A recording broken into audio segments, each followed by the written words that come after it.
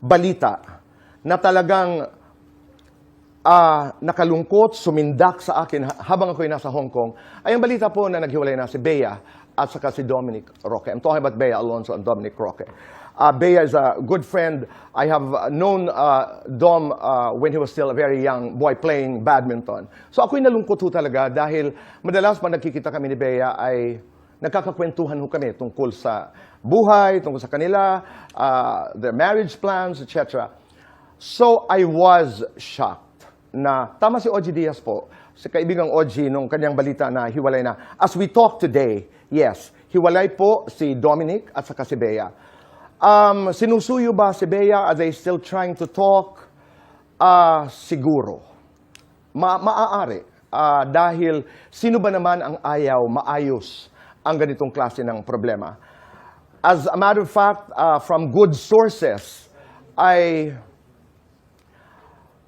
kagabi o nung isang gabi lamang ay nag-usap muli si Bea at saka si Dominic. They're trying to understand each other, but they're going through a rough patch.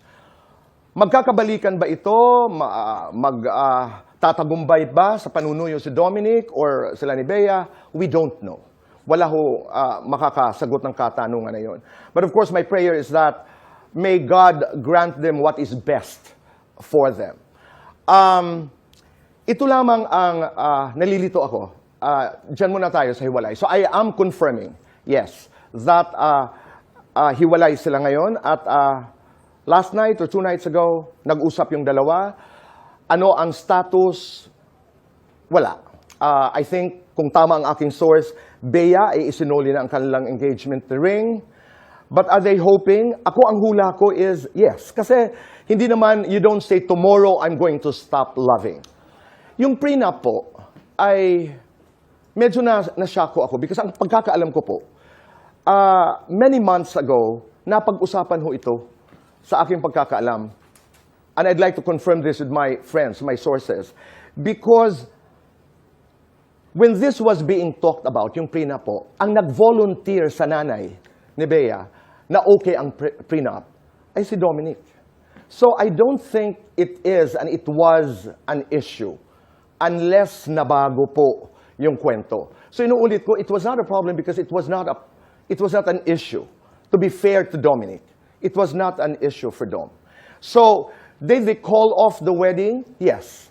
Pero marami na ho kasi ang lumalabas na April ang wedding, Tagaytay ang wedding, kinancel ang wedding. There was no April. There was no Tagaytay. There was no wedding in Tagaytay that was canceled. Bea and I would often talk about the wedding towards the end of the year, the last quarter of the year.